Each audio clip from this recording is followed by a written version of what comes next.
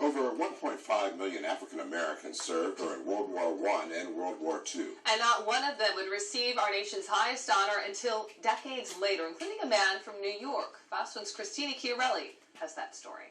Sergeant Henry Johnson was one of thousands of African Americans serving in World War I. The Albany native was recommended for a Medal of Honor, but would never see it. He died in 1929 from 21 combat-related injuries, jobless and homeless. There was segregation, and we know that segregation then leads to injustice, racism, and that's what we've uncovered here.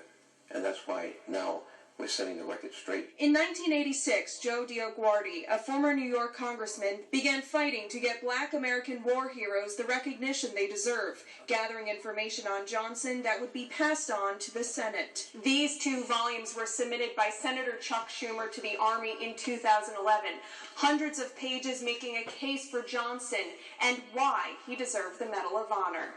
Earlier this month, Johnson finally received our nation's highest military honor posthumously, almost 100 years later. Henry was one of the first Americans to receive France's highest award for valor. But his own nation didn't award him anything. I think people are going to see this as an important case to make for many more Black American soldiers, so that we can finally say we've erased this egregious stain of racial injustice. 9 Black soldiers from around the country serving in both world wars have at last been given the medal, but DioGuardi says many more African Americans deserve the medal, and his work is far from over. In Austin, Christina Chiarelli, FiOS 1 News. Surrounded by veterans, Mount Vernon Mayor Ernie Davis and former Westchester Congressman Joe DioGuardi unveiling a new plaque to honor World War I African-American soldier Sergeant Henry Johnson, a war hero who was denied the nation's highest honor, the Medal of Honor, because of his color. Out of the 1.5 million African Americans who served in World War I and World War II, not one of them was ever given the Medal of Honor. And that's a statistic that Joe DioGuardi just couldn't ignore. Stereotyping doesn't work for anybody. It's unjust. And no matter what your ethnic or racial or you name it, I think America deserves better. Since 1986, DioGuardi has taken on the military to posthumously deliver the Medal of Honor to those who have been denied for decades. He was made aware of the issue in 1986 by Dr. Leroy Ramsey, whose son was here to see his father's dream come true. To see justice prevail after all of these decades, I cannot come up with the words to explain how good that makes me feel. And veterans agree. Unfortunately, it took that much time to get it, but it's finally being done. You know, justice is finally being served. Soldiers who battled for our freedom now being recognized for their service and not by the color of their skin. In Mount Vernon, Tim Cassidy, News 12.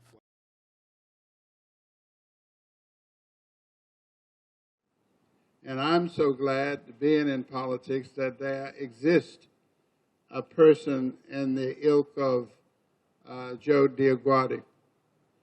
And not only has he championed a cause, he did not give up. And in the darkest hours, I know he must have thought, how long will it take? But as they say in church, how long? Not long. And he deserves our gratitude.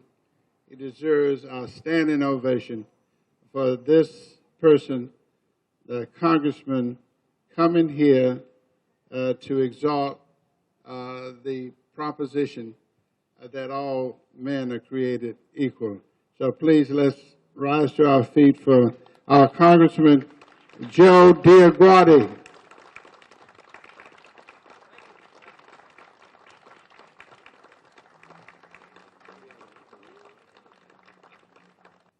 Mayor, you know, looking back, that was 1986 when Dr. Leroy Ramsey, your dad, Julia, and your dad, David, came to visit me in my office. And I knew he was connected to Mount Vernon. He knew I was the congressman representing Mount Vernon. And he said to me, he says, Joe, I've been working several years on this. I'm a black historian, African-American historian, and I'm concentrating now on correcting racial injustice in the military. He says, well, do you know that 1,550,000 African Americans served in World War I and World War II? and not one got our nation's highest military award, honor, which is called the Medal of Honor. When you have 1,550,000 Americans of color and several hundred were recommended and not one gets it, come on, there's something wrong there. And I said, you know what, we're going to work on this together. So I immediately reached out. You need a strategy for everything.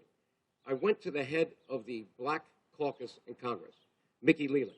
Now, did I know that Mickey already was thinking of a Medal of Honor for someone in his district in Houston?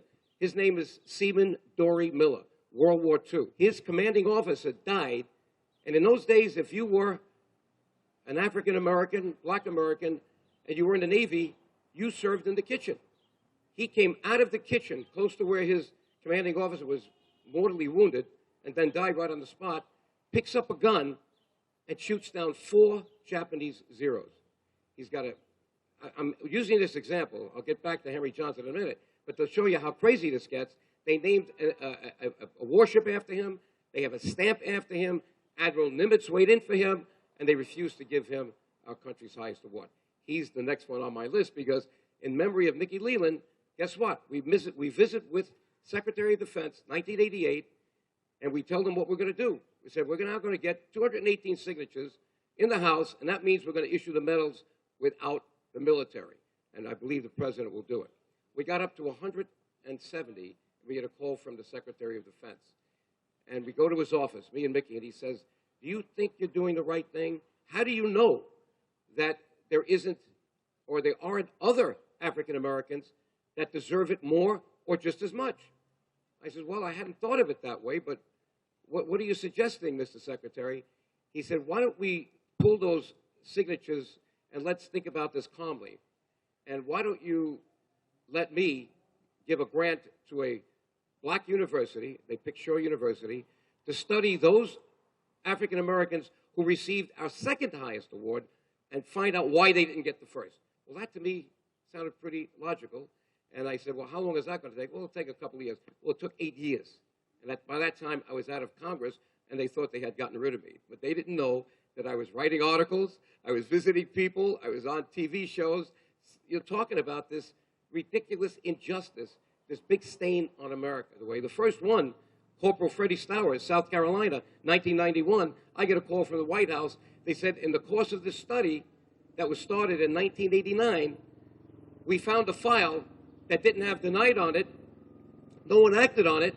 And as president, I want to issue the medal. Can you come here in 2 weeks? I said, yes, I can. So the first was George H.W. Bush in April of 1991, first Medal of Honor.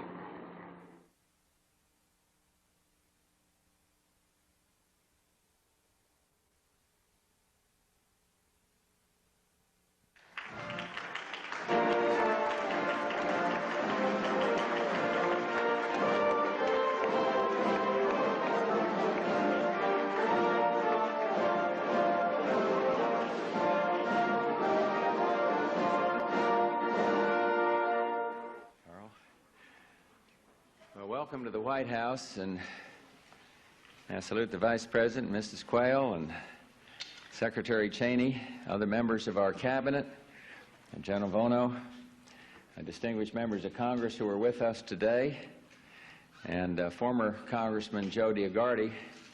I'm especially glad Joe's with us here today.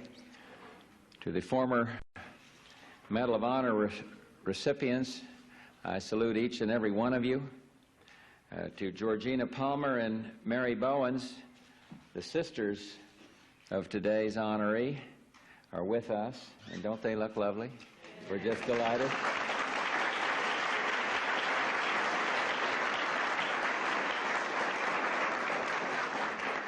We want to honor a true hero, a man who makes us proud of our heritage as Americans, a man who, in life and death, helped keep America free. I speak of Corporal Freddie Stowers, to whom, posthumously, we present our highest military award for valor, the Medal of Honor. Now, how did this happen? Once we had an African-American president, let me go to my good friend Chuck Schumer and say to him, you've got power. You are a senior senator in New York. You have now the power to do something if you go to Barack Obama. He said, well, can't do that. We got to make the case. So I gave him my files, and for 8 years, his staff worked on it and came up with 2 volumes, about 3 or 4 inches thick, and that was submitted in 2011. It took another 4 years for them to decide that a case was finally made and we're going to do it. And that's how we got Sergeant Henry Johnson. Well, who's Henry Johnson? Well, what did he do? He saved his unit. He was so alert, he heard the bushes rustling, and there was a German platoon marching on his unit, and most of these men were asleep. And one was injured already, his friend Needham. He went out alone with a gun and intimidated 16 Germans. He killed 4 of them. They shot him multiple times. His gun was misplaced in the battle. He had a bolo knife, and he went after them with the knife. And the eyewitnesses said, you didn't see anything like Henry Johnson. He was like a wildcat. He just knew what to do, and he was going to do it even if he died. He saved his buddy, Needham, who gave the account. You need an eyewitness, and it still didn't work back then. But we're doing today, Mayor, what should have been done in 1918 and 1919.